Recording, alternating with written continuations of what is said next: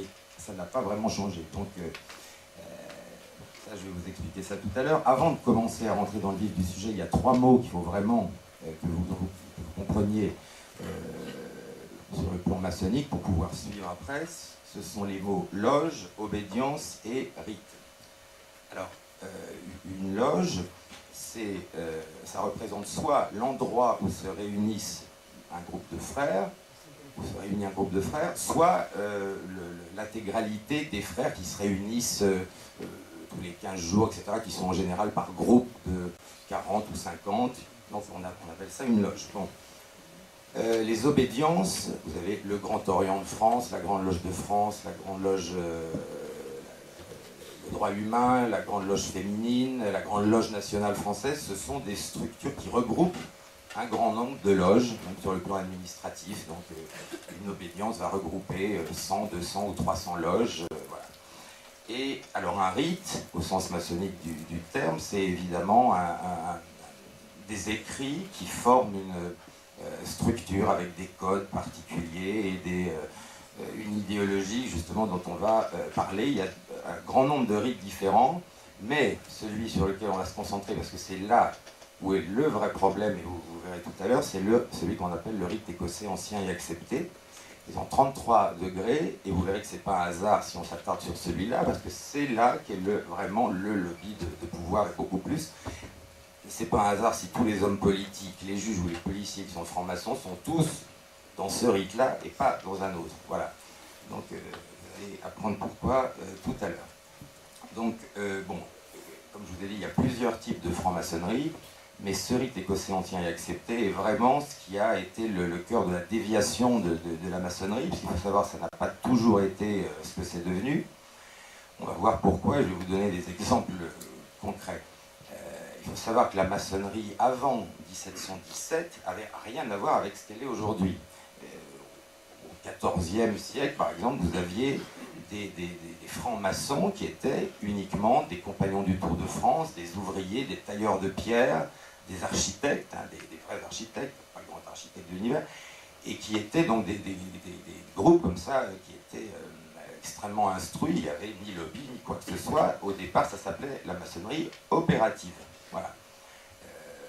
Et on va voir comment des gens se sont infiltrés là-dedans et petit à petit ont transformé ça en ce qu'on appelle maintenant la maçonnerie spéculative, où on trouve effectivement plus de banquiers et d'hommes politiques que d'architectes ou d'ouvriers. Moi, j'ai jamais rencontré un ouvrier en loge, ça en dit beaucoup, alors que ça n'a pas toujours été comme ça. Donc la franc-maçonnerie spéculative est née en 1717 à Londres. C'est la Grande Loge Unie d'Angleterre, dont le but était très clairement d'affaiblir toutes les dynasties catholiques, ça, et de faire de Londres le centre financier vraiment usurier, on peut dire. C'est écrit noir sur blanc, donc le but était très clair. Et entre 1717 en Angleterre, donc à Londres, et les années qui précèdent la Révolution française, tout a été... Tout est devenu comme ça, absolument dans le monde entier. On va voir en France en particulier, mais la maçonnerie opérative a disparu au profit de cette maçonnerie-là, qui à ce moment-là déjà devenu un lobby de pouvoir et politique également, évidemment, par la force des choses. Donc, je vais vous expliquer pourquoi en franc-maçonnerie, par exemple, un apprenti ou un compagnon ne peut absolument pas comprendre où va le système et pourquoi un frère d'un certain grade ne sera jamais, à moins d'être vraiment malin et de connaître tous les rites et d'aller s'y reporter, ne saura jamais où ça va. Alors je vais prendre un exemple. À l'époque, juste avant la Révolution française, voilà ce qui s'est passé. Vous avez un code en maçonnerie qui est donné aux frères. Le code ne change pas, par contre la signification change. Alors, vous avez... LDP. Alors, on va dire qu'est-ce que ça veut dire. Alors, LDP, quand vous êtes apprenti, ça veut dire liberté de passer. C'est-à-dire, en gros, vous arrivez en loge, vous avez un frère couvreur avec l'épée qui veut vérifier que vous êtes bien franc-maçon, vous donnez le code, etc. Et vous avez la liberté de passer. Voilà, ça c'est la définition pour les bas degrés. Un petit peu plus haut, quand vous montez les degrés, le code reste le même, ça devient liberté de penser. Très bien. Et alors, quand vous allez dans les plus hauts grades, ça devient liberté, devoir, pouvoir. Déjà, on se rapproche. Mais vous allez voir que c'est pas fini. Parce que les hauts grades maçonniques, c'est de la cabale pure. Moi, justement, je me suis intéressé à ça, sinon jamais j'aurais pu comprendre où ça allait. Donc, avec la cabale, vous renversez les lettres D et P. Ça devient L, P, D, qui veut dire Lilia Pedibus Destrué, en latin, et qui était le code de reconnaissance des hauts grades, qui signifie donc foule aux pieds les lisses, donc c'est-à-dire détruit le catholicisme et détruit la royauté. Foule aux pieds les lisses. Alors évidemment, les aristocrates qui se sont bien fait avoir, qui étaient dans les bas degrés maçonniques, vous comprenez mieux comment c'est arrivé. C'est-à-dire que dans leur propre structure, vous avez des gens qui connaissaient le code ultime. D'ailleurs, ils se sont fait la plupart du temps couper la tête par leurs propres frères. Donc vous comprenez mieux comment ça fonctionne. Et il y a toujours des choses comme ça. La signification des mots de passe change selon les grades. Voilà. Et vous allez voir qu'on a des symboles, vous savez, le compas, l'équerre, etc. Et à un certain degré, ils sont dans une position. À un autre degré, ils sont dans une autre position. Ça, vous le verrez dans le livre, parce qu'il y a toutes les photos. Par exemple, bon, je dessine très mal, mais je vais quand même vous montrer. Quand on est en loge, voilà. Quand on est en loge dans les premiers grades, vous avez l'étoile flamboyante. Bon, qui est... Bon, je dessine vrai, voilà, c'est très réussi, voilà, magnifique. Bon, voilà, on va essayer. Bon, c'est raté. Enfin bref, c'est pas exactement ça que je voulais faire. Voilà, vous avez la pointe unique en haut. Voilà, on va quand même faire ça mieux si on peut. C'est pas génial non plus, mais c'est pas grave. Et vous avez la lettre G au milieu. Bon, enfin, vous comprenez, ça représente le corps de l'homme et l'esprit. Bon, là, vous avez la position normale, enfin celle dont on croit qu'elle est essentiellement maçonnique, qui symboliserait plutôt l'esprit qui dirige la matière. Hein. Sauf que, bon, je vais vous épargner un deuxième dessin, vous pouvez très bien l'imaginer par vous-même, sauf qu'à partir d'un certain degré, elle se renverse. Et la pointe unique est en bas. Ce que certains appellent le bouc de Mendès, etc. Donc c'est pas satanique, c'est luciférien. Il y a une différence. Mais bon, on peut dire satanique si on veut, mais c'est surtout luciférien. Ça devient, dans les plus hauts grades, l'esprit au service de la matière. Mais ça, les gens des bas grades ne le savent pas.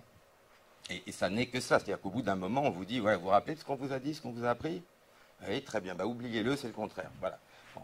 Et ça, c'est juste un exemple parmi d'autres. Également dans la position de l'équerre et du... Je ne sais pas si vous connaissez la signification. Vous avez l'équerre et le compas. Voilà. L'équerre symbolise, maçonniquement parlant, le monde visible, la matière, et le compas signifie l'esprit, l'imagination, etc. Bon. Quand il s'agit du grade d'apprenti, le compas est derrière l'équerre. Au grade de compagnon, vous avez une branche au-dessus, une branche en dessous. Au grade de maître, les deux, le compas est sur l'équerre. Par contre, pareil, donc là, ça symboliserait effectivement l'esprit domine la matière. On part d'une pierre brute pour avoir une pierre cubique, etc. Sauf que, pareil, dans les hauts grades, ça se retourne et vous avez l'équerre en haut, le compas en bas. Voilà. Bon, je ne vais pas vous en donner, je pourrais continuer jusqu'à demain, mais je pense que ça suffit, vous avez bien une idée. Et tout le symbolisme est comme ça, si vous voulez. Les outils symboliques sont les mêmes, leur signification change en permanence. Voilà. Donc ça vous donne déjà une bonne idée. Alors, je vais vous parler donc évidemment du rite écossais ancien et accepté, qui est fondé sur un mensonge formidable et sur des faux, un type qui s'appelait Morin. Enfin, je ne vais pas rentrer dans ces détails-là, mais il faut savoir que dans ces 33 degrés, vous avez des choses proprement ahurissantes et que la plupart des gens ne savent pas. Alors, je vais m'attarder sur un grade qui est le plus dangereux et le plus hallucinant, qui s'appelle chevalier Kadosh. Kadosh qui veut dire saint en hébreu. Le chevalier Kadosh, s'il accepte l'initiation et s'il ne part pas en courant, il doit faire quoi? Il doit prendre un poignard et poignarder symboliquement la religion le roi, etc. Enfin, c'est un rituel de vengeance talmudique qui n'a rien à voir avec ce que la maçonnerie a été. Et d'ailleurs, quand ces grades ont été créés, pareil, au XVIIIe siècle, il y a eu énormément de maçons. Il y avait aussi des gens honnêtes là-dedans qui ont résisté à ça et qui ont dit mais on ne veut pas de ces rituels-là, d'où ça vient. Bon. Et par exemple, le rite écossais rectifié, qui n'était pas du tout antichrétien, a condamné l'usage de ces grades. Malheureusement, aujourd'hui, c'est le grade le plus important, c'est la structure des hauts grades maçonniques. Et bon, le symbolisme, voilà, bon courage. Et vous allez voir que tout ça se tient. Pourquoi vous avez des grades comme ça? Parce que le but de ce que j'appelle la néo-maçonnerie spéculative, c'est très clairement, non seulement détruire l'Église, je crois que c'est à peu près fait, mais aussi ce sont des grades de vengeance. On parle de sang, on parle de meurtre, enfin, ce sont des choses qui n'existaient pas du tout dans la maçonnerie opérative. Dans la maçonnerie opérative des Compagnons du Tour de France, vous prêtiez serment de fidélité à votre pays, au roi et à Dieu. Voilà. Là, vous avez, si je vous lis, attendez, je vais le retrouver, si je vous lis le sermon, si j'arrive à le trouver, le serment qu'on vous demande, en gros, si vous n'êtes pas fidèle, on vous, bon, je le trouve pas là, c'est pas grave, on vous coupe en deux, on vous arrache la langue, on vous brûle les boyaux, tout ce que vous voulez, les intestins, on vous jette dans la mer pour que plus une seule personne ne se souvienne même de l'existence de votre nom. Enfin, vous voyez, c'est sympathique. Bon, et ça, c'est la maçonnerie spéculative, celle qui est née, comme je vous l'ai dit, entre 1717 et qui s'est finalisée juste dans les années précédant la Révolution française, mais ça a été très vite et dans le monde entier. Donc maintenant, tous les gens de pouvoir, à chaque fois que vous entendez parler d'un scandale maçonnique, c'est toujours ce rite-là, hein, c'est pas un hasard. Tous les présidents des États-Unis ont été francs-maçons à ce rite-là, sauf peut-être, je ne sais pas si Bush l'a été, mais lui faisait partie des Schools and Bonds, maintenant il y a d'autres choses, mais disons que les présidents américains étaient tous 33e degré du rite écossais ancien et accepté. Et évidemment, c'est pas un hasard, parce que c'est par cette voie-là que les choses se font. Bon. Alors je vais vous parler un peu de la Kabbale, parce que bien évidemment, dans les rituels maçonniques, quand vous cherchez un peu à regarder ce qui se passe, vous comprenez que tout est codé, tout est kabbalistique. Alors, ce qui a l'air difficile à croire, mais c'est pourtant vrai, c'est que vous avez des gens qui n'ont pas le courage même d'aller chercher la signification des codes qu'on leur donne. Vous avez des frères qui vont répéter un code en hébreu, parce que presque tout est en hébreu, sans même aller chercher ce que ça veut dire. Et ça existe, ça a l'air ahurissant. Bon, moi, évidemment, vu ma personnalité, quand on a commencé à me balancer ce genre de code, je me suis vraiment intéressé à la Kabbale pour savoir ce que ça voulait dire. Donc, vous avez... donc tout est en hébreu, et je n'ai jamais rencontré un frère qui parlait hébreu. Enfin, il y en a quelques-uns, évidemment, mais la plupart du temps, les gens ne font même pas attention et répètent ça. Alors, par exemple, je parlais tout à l'heure du 30e degré de Kadosh. Vous devez, en même temps que vous faites ce que j'ai dit tout à l'heure, prononcer Nekam Adonai, qui veut dire vengeance Seigneur en hébreu. Bon, mais vous avez des choses encore bien plus ahurissantes que ça. Je vais vous en trouver quelques-unes. Par exemple, quand vous êtes au 26e degré, bon, d'abord le mot sacré c'est Yehovah Yakin, donc c'est de l'hébreu évidemment. Un seul Dieu, éternel et souverain en toutes choses, etc. Je vous épargne les mots de passe. Et voilà l'extrait du rituel de réception, ce que vous devez répondre pour entrer en loge. Donc on vous demande quelle est cette triple alliance. Alors accrochez-vous pour la réponse, hein, vous allez voir que la franc-maçonnerie c'est vachement laïque. Et, hein, celle que l'Éternel fit avec Abraham par la circoncision. Celle qu'il fit avec son peuple, Eliram, dans le désert par l'entremise de Moïse. Alors, maintenant, si vous voulez, quand les hypocrites du Grand Orient de France viennent vous dire que c'est universaliste et pas voilà, et laïque, ah bah, si on considère que la laïcité, c'est simplement effectivement critiquer le catholicisme et les musulmans, sans doute. Mais enfin, pour ce qui concerne le judaïsme et les protestants, pas du tout. Voilà. Parce que tous ces rituels dont je vous parle ont été faits par ont été créés au départ par 2 pasteurs protestants et par des juifs qui ont complètement même fait disparaître un grand nombre de codes, un grand nombre d'écrits pour les remplacer par ce que vous voyez là. Et tout le rite écossais ancien et accepté est criblé de ça. Je vous dis, je pourrais continuer pendant des jours. Bon, il y a quand même un autre exemple qui serait intéressant. Il faut savoir que le mot de passe, par exemple, du 21e degré, c'est phaleg, qui signifie en hébreu division et confusion. Voilà. Enfin, vous voyez déjà, bon, vous connaissez tous sans doute le fameux Ordoab Chaos. Bon, enfin, de toute façon, vous avez vu sa réalisation en Syrie ou ailleurs. Enfin voilà. Bon, et vous avez ces mots de passe, confusion, chaos, etc., que vous retrouvez toujours en hébreu. Hein. Voilà. D'ailleurs, le mot sacré du 33e degré, il faut le dire en hébreu, Mi kamoka bahelim Adonai. Voilà, qui parmi les dieux est comme toi, Adonai. Moi, j'ai rien contre l'hébreu, hein, c'est très intéressant. Mais il ne faudra quand même pas se moquer du monde quand on nous dit que c'est universaliste, laïque. Bon, vous voyez un peu le résultat. Bon, il faut savoir aussi que la Kabbale, vous avez dû en entendre parler, mais c'est une mystique juive qui se divise en 3 choses tout à fait différentes, la Temura, le Notarikon et puis la Guématrie. Alors, on va s'attarder sur la Guématrie un petit peu. La Guématrie, c'est vous avez chaque lettre qui possède une valeur numérale. Par exemple, Aleph égale 1, Bet égale 2, Gimel égale 3, Dalet égale 4, etc. Et ça consiste à chercher le nombre d'un mot, c'est-à-dire par exemple 1 plus 2 plus 5, etc. Ça vous donne évidemment un nombre que vous allez, selon la loi des analogies, comparer à d'autres mots qui ont la même valeur et qui sont donc kabbalistiquement liés. Vous avez aussi donc le système de la Temura. Vous prenez la première lettre de l'alphabet, vous la transformez en dernière, la deuxième en avant-dernière, etc., etc.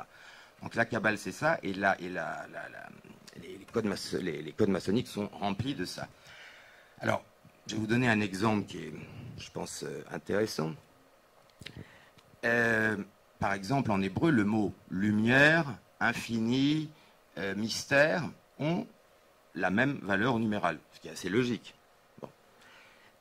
Maintenant, si vous prenez d'autres mots, par exemple comme Messie, le Messie, en hébreu, hein, et le serpent de la Genèse, bah, ils ont la même valeur, 358.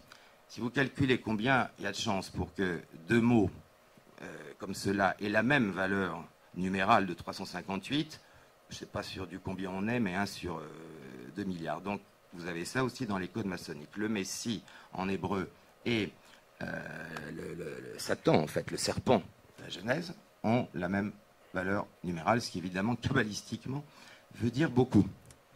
Voilà, c'était juste pour vous donner un exemple. Bon, alors maintenant, je vais vous parler un peu de d'abord de comment le rite ancien et accepté a été conçu et surtout les liens qu'il a avec des choses que vous soupçonnez même pas. Donc, ça vous le verrez plus en détail dans le livre. Mais il faut savoir que on nous dit que la franc-maçonnerie du rite écossais ancien et accepté à 33 degrés et c'est fini. Mais en fait, au-dessus de ça, vous avez une maçonnerie, alors ils n'acceptent pas ça, mais vous avez une maçonnerie qui s'appelle le bénébérite, hein, interdite aux non-juifs. C'est très clair.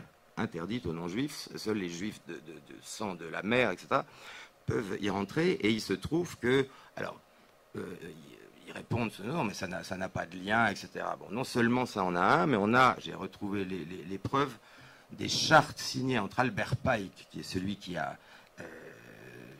l'auteur d'ailleurs du fameux dogme et moral dogme et rituel de la franc-maçonnerie, qui est le livre, un des livres phares des maçons de haut grade.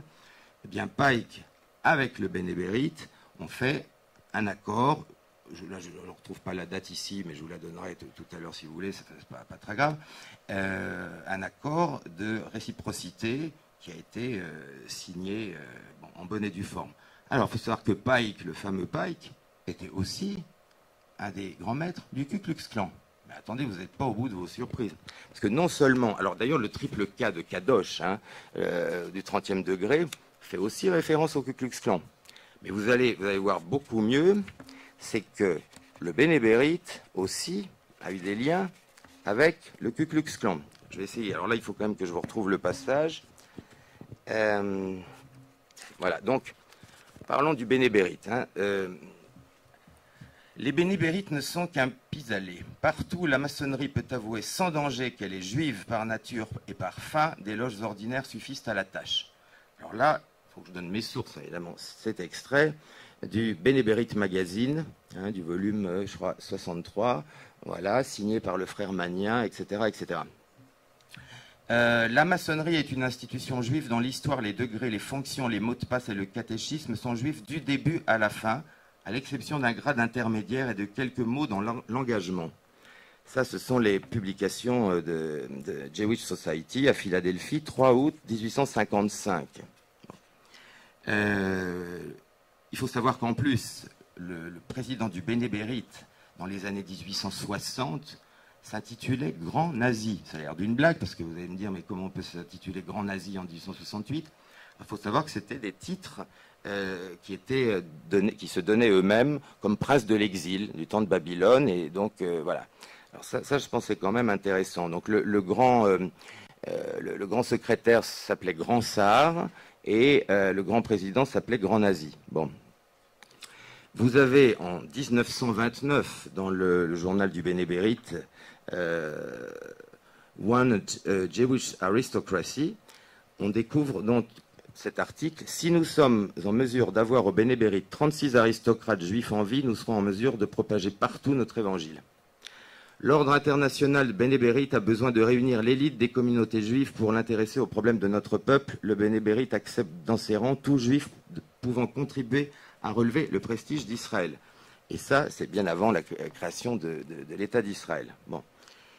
Je vais finir la démonstration.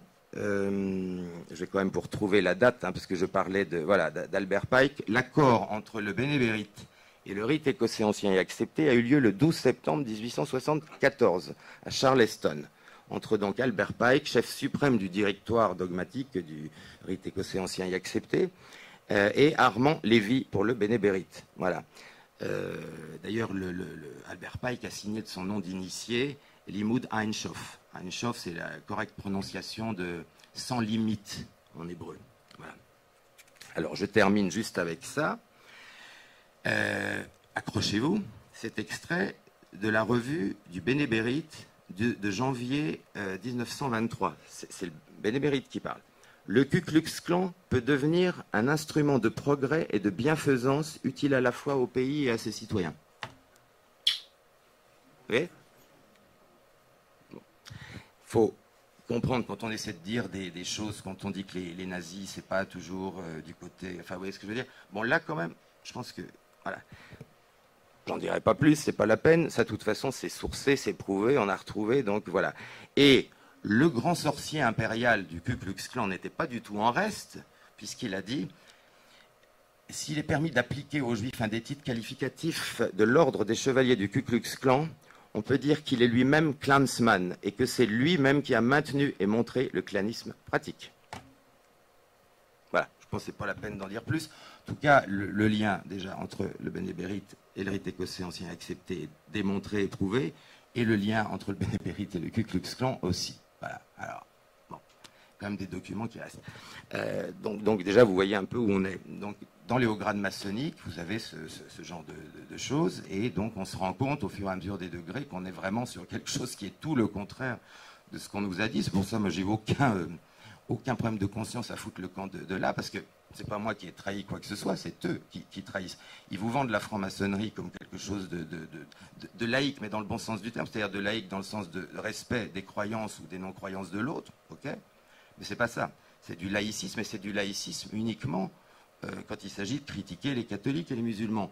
Mais tout ce que vous voyez est en hébreu, et ça, je dis, ça me gêne pas, mais il faudrait quand même expliquer pourquoi. Et quand vous voyez la nature des codes, bon, là, on est dans du Talmud pur, quoi. Voilà. Et ça, c'est quand même un peu emmerdant. Mais ce qui a l'air incroyable, c'est que vous avez aussi des francs-maçons qui sont en loge depuis longtemps et qui... Parce que chacun a son rôle, mais il y a des gens qui restent depuis des années, qui sont même pas conscients de ça, qui n'ont pas forcément eu l'envie d'aller dans d'autres grades ou de chercher tout ça. Et très souvent, ils ne parlent pas l'hébreu, donc on leur donne un code, ils le répètent, ça existe aussi. Bon, évidemment, il y en a qui le savent, ça, il n'y a pas de doute. Mais il y a beaucoup de gens qui se contentent de se laisser... ils ne veulent pas les regarder au-dessus, évidemment, on leur dit... vous savez, si vous êtes compagnon, par exemple, et que vous êtes un peu curieux et que vous voulez demander à un maître, mais ça, qu'est-ce que c'est? Il va vous dire, tu la boucles. Non, tu es à ce degré-là, non. Donc c'est pour ça que, à moins d'être vraiment curieux comme moi et d'avoir compris le système kabbalistique et de pouvoir remonter à la source, on ne peut pas comprendre où ça va. C'est pour ça qu'il y a des gens qui sont tout à fait aussi honnêtes en maçonnerie et qui sont, à mon avis, exploités ou en tout cas utilisés sans le savoir. Mais il y a beaucoup de gens qui ne savent pas que ça va là. Voilà. Alors, je répète qu'il y a d'autres rites maçonniques qui ne sont pas corrompus à ce point-là. Mais ça, c'est le rite le plus pratiqué au monde. Et comme je vous ai dit, c'est pas un hasard si tous les politiques, les juges, etc. en font partie. D'ailleurs, j'avais soutenu mon ami Bruno Gollnisch à l'époque, qui avait été le seul homme politique français à avoir le courage d'essayer d'obliger la franc-maçonnerie à publier la liste des juges francs-maçons, parce que je ne sais pas si vous imaginez, quand on sait ce que sont les fraternels, vous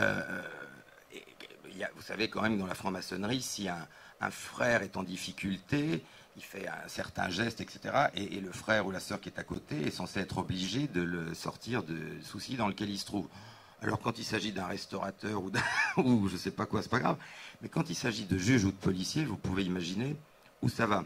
D'autant plus que les fraternels, c'est pire que la maçonnerie. Ce ne sont pas des réunions en loge où vous pouvez avoir un banquier, un restaurateur, je ne sais pas quoi. Les fraternels, c'est lorsque une même corporation se réunit avant, par exemple, je prends un exemple, vous avez le procès Tapie. Moi, je ne suis pas un fan de Tapie, mais cela dit, c'était étrange, hein, le procès Tapie Crédit Lyonnais. Là. Bon, voilà. On sait très bien qu'il y a la fraternelle judiciaire, qui en général est connue pour être très à gauche. Bon, ça, ils ont le droit, mais enfin, voilà. Donc, imaginez ce qui peut se passer dans une démocratie quand vous avez des juges et des policiers qui sont dans les systèmes des fraternels.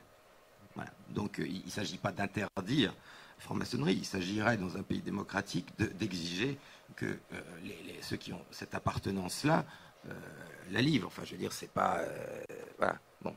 D'ailleurs, il y a des pays qui l'ont fait. Enfin, en France, je crois qu'on aura du mal. On peut espérer, on a fait passer le message... bon, on verra. Mais enfin, ça me surprendrait beaucoup.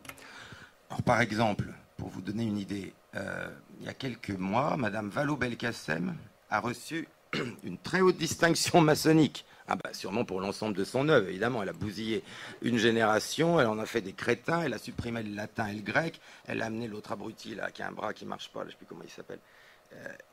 Voilà, Debouze. À la place du latin et du grec, elle a foutu Debouze. Maintenant, elle fait de la propagande pour la franc-maçonnerie auprès des jeunes.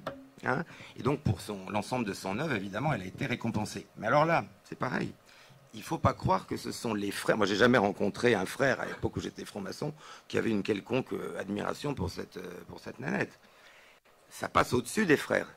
C'est le grand maître de la loge, qui pour des raisons X ou Y, bah là, évidemment politiques, fait ça. Il n'y a pas un vote. C'est ça que je veux dire. Alors, ce que je ne comprends pas, moi, quand j'ai vu des choses comme ça, j'ai foutu le camp. Et je ne comprends pas qu'ils y restent, parce qu'ils sont aussi utilisés. Mais il ne faut pas croire que ce sont les frères qui ont voté, des milliers de frères qui ont voté pour que cette femme soit décorée. Non, simplement le passé grand maître de la Grande Loge de France qui a décidé ça. Voilà. No comment. Donc effectivement, quand on dit que la franc-maçonnerie est apolitique, de toute façon, ça fait marrer tout le monde, évidemment. Et ça s'arrête pas là. Bon. Qu'est-ce que je peux vous dire de plus ? D'ailleurs, c'est quand même intéressant. J'avais soulevé le problème en loge une fois avant de partir. J'avais dit, mais quand même, Mozart était franc-maçon. Bon, il est mort bien jeune, le pauvre.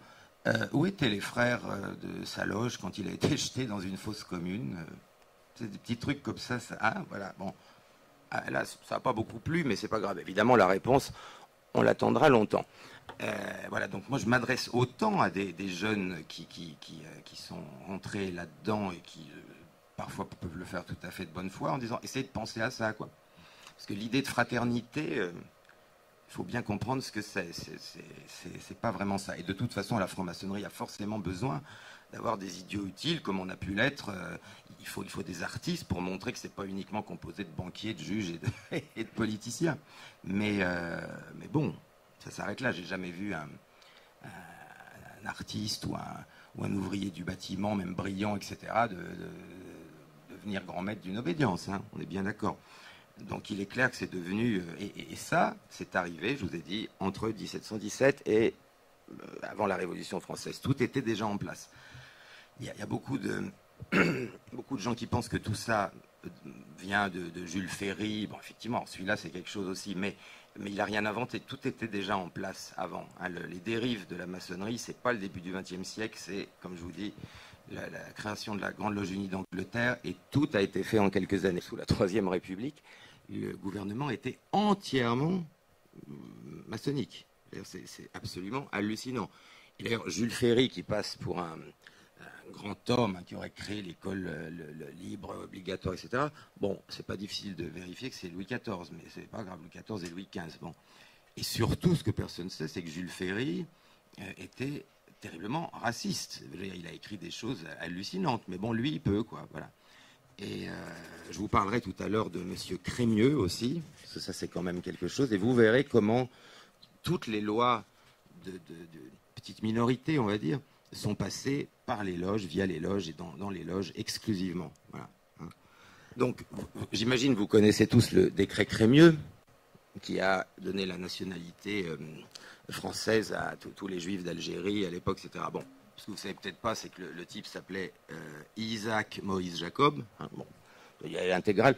Voilà. Il a été initié en 1818 à la loge Le Bienfait Anonyme, à Nîmes. Hein. Il était au départ au Grand Orient de France, et puis ensuite, il a quitté le Grand Orient pour aller rejoindre le Suprême Conseil de France du rite écossais ancien et accepté, dont il a pris le contrôle et dont il est devenu le souverain grand commandeur.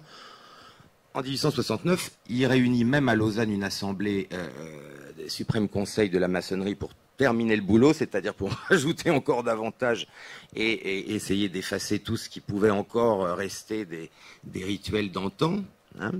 Et vous verrez que le gars, bah, évidemment, vous le retrouvez absolument partout, quoi qu'il arrive. C'est-à-dire le gars est d'abord avocat d'affaires au barreau, donc il prend le contrôle de la franc-maçonnerie, il est député de Chinon, ensuite il trahit le roi Louis-Philippe Ier dont il était proche, le lendemain il est nommé ministre de la Justice. Bon, ensuite, il fait supprimer le serment de fidélité à la couronne.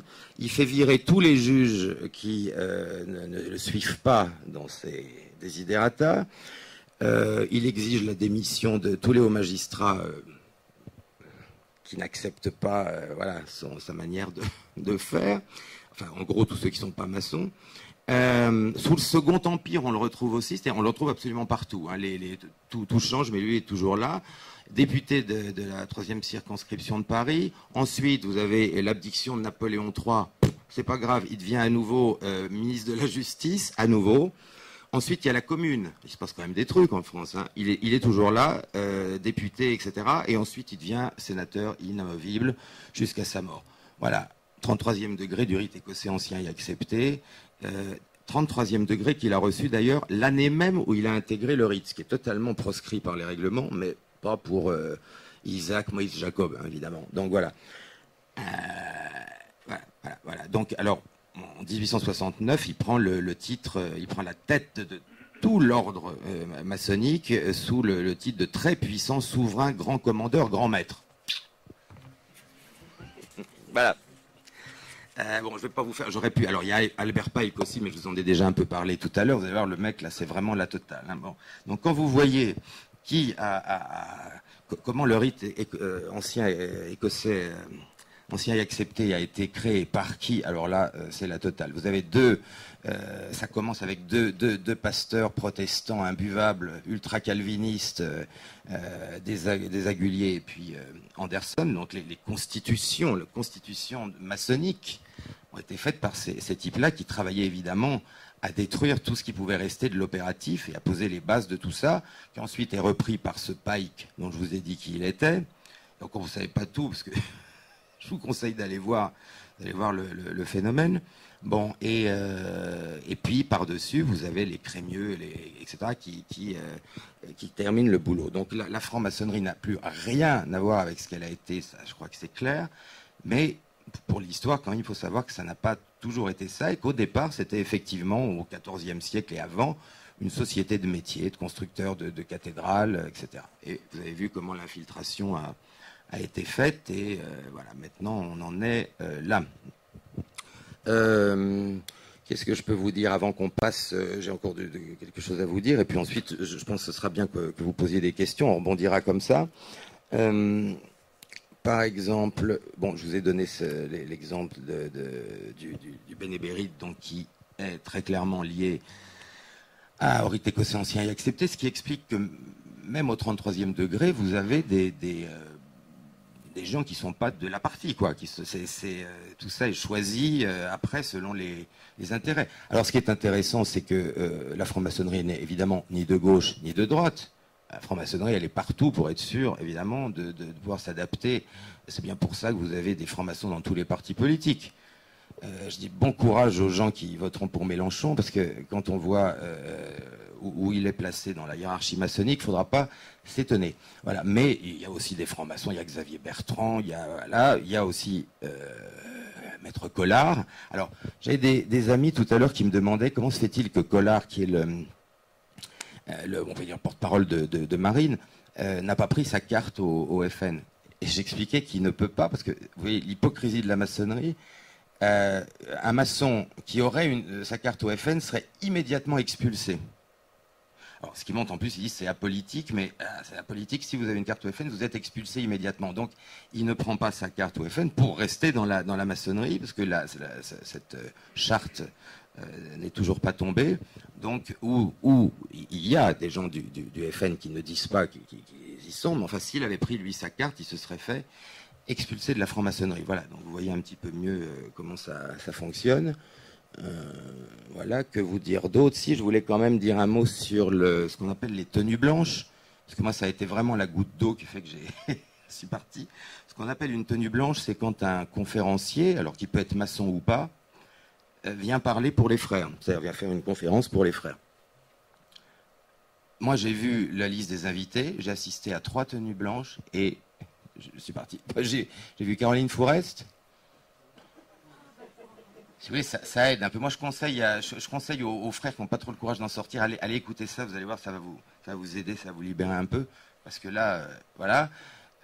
Bon, vous avez les vies de toutes les branches, et puis vous avez Klarsfeld aussi. Alors bon, je ne peux pas vous répéter, parce que là, tout ce que je dis est absolument prouvé. Donc ça, je ne peux pas vous répéter ce qui s'est dit à l'intérieur, parce que là, j'aurai un procès aux fesses tout de suite. Alors si vous voulez, vous rentrez, moi j'étais rentré là-dedans. Alors là, j'ai commencé quand même un peu à en vouloir au mec qui était de mon parrain. Il m'avait dit, non, mais tu vas voir, c'est super, parce que moi, quand même, je ne suis pas rentré comme ça. Hein. Je lui ai dit, mais attends, rite écossais ancien accepté, quand même, il y a des trucs. Il m'a dit, non, mais tu vas voir, c'est du symbolisme, c'est très libre. Oui, c'est libre au début. Mais voilà, moi, j'ai pas vu justement des architectes, des grands penseurs dans les tenues blanches. J'ai vu, voilà, la fine équipe, quoi, comme d'habitude. Alors, c'est quand même un problème. Voilà, donc ça, il faut attendre pour le voir, parce que c'est ce que je dis. D'abord, un apprenti peut pas visiter, il faut qu'il soit maître déjà pour pouvoir assister à ces tenues-là. Et même, ça dépend à quel degré il est. Enfin, tout est fait comme ça. Donc on verra. Moi, ce qui m'étonne encore, c'est que, en fait, c'est marrant, parce que vous avez j'ai encore des gens, bon, évidemment, alors, la plupart des francs-maçons, là, s'ils pouvaient m'étrangler, ils le feraient, mais j'ai quand même quelques personnes que je connais, des amis artistes, par exemple, qui sont encore dans ce truc-là, et qui me disent, des trucs, ils n'en peuvent plus, mais ils sortent pas. Alors, parfois, c'est par peur, parce qu'ils se disent, pas par peur de se faire tuer, hein, c'est pas ça, mais par peur de se faire... par peur de se faire boycotter partout. Mais de plus en plus, il y a un malaise. Je ne sais pas comment ça se terminera, mais moi, j'entends de plus en plus de gens qui me disent j'en ai marre d'être là-dedans. Mais je dis écoute, dégage, sors, vas-y. Enfin, je sais pas. Ou alors, essaie de faire changer ça de l'intérieur. C'est quand même incompréhensible qu'on la boucle à ce point-là, et que des frères qui sont scandalisés de la décoration à Belkacem acceptent la boucle. Enfin bon. ça les regarde, mais c'est une structure tellement lourde. Et puis, il faut comprendre qu'il y a aussi bon, il y a des gens qui ont peur d'en sortir. Et puis, il y a aussi des gens qui préfèrent ne pas trop voir ce qui se passe. Et bon, enfin, disons que l'ambiance est quand même gratinée. Il y avait eu, il y a quelques années, le grand maître d'une des obédiences les plus pourries, la Grande Loge nationale française. Il s'appelait Stéphanie, le gars. Il avait réussi l'exploit d'envoyer une lettre à Sarkozy. C'était juste avant qu'il se représente et qu'il perde, d'ailleurs. Il avait envoyé une lettre donc à Sarkozy qui disait « Nous sommes tous... » Enfin, il parlait des frères de son obédience. « Nous sommes tous des soldats à vos ordres pour vous faire gagner, etc. » Je peux dire que quand les frères ont appris ça, parce qu'évidemment, Sarkozy s'en est servi, il lui a d'ailleurs répondu très gentiment en mettant les 3 points, alors que... Bref. Et le type, évidemment, était empêtré dans des affaires financières, mais impensables. Ça a duré des années. Il se battait même dans les loges. Enfin, bon, vous imaginez un peu voilà. Et aujourd'hui, on a des grands maîtres d'obédience qui n'ont strictement rien à faire des frères. Il faut savoir que quand même, les capitations quand même, les capitations, chaque frère, ça va lui coûter quoi, 400 € par an. Hein, vous voyez, donc maintenant ils font de l'art-tape, si vous voulez. J'ai même vu que, parce qu'au départ, la maçonnerie, c'était uniquement par parrainage. Quelqu'un qui vous connaissait, qui, s'il pensait que vous étiez apte à entrer, vous faisait rentrer. Ensuite, ils ont fait de la propagande pour être plus nombreux, évidemment, et le but, ça a été tout de suite de faire en sorte qu'on puisse contacter soi-même une obédience, genre lettre de motivation, etc. Et puis maintenant, on fait plus fort, puisqu'il y a des jeunes dans les collèges, ou plutôt dans les lycées, qui reçoivent des pubs pour rentrer dans la franc-maçonnerie. C'est-à-dire, on peut considérer que le PS, bon, est mort, hein, ça je crois que c'est clair. Les mouvements genre SOS Racisme, il y a de plus en plus de gens qui ont compris que c'était pas un truc antiraciste et que c'était aussi complètement manipulé. Donc ils se demandent comment on va récupérer la jeunesse. Hein, ils vont pas se mettre au PS, ils vont pas. Alors comment on va pouvoir? Et là, il y a vraiment, pour la première fois, un désir de faire intégrer les plus jeunes à la franc-maçonnerie. Alors, on verra ce que ça donne, mais voilà, ça on sent qu'on en est là.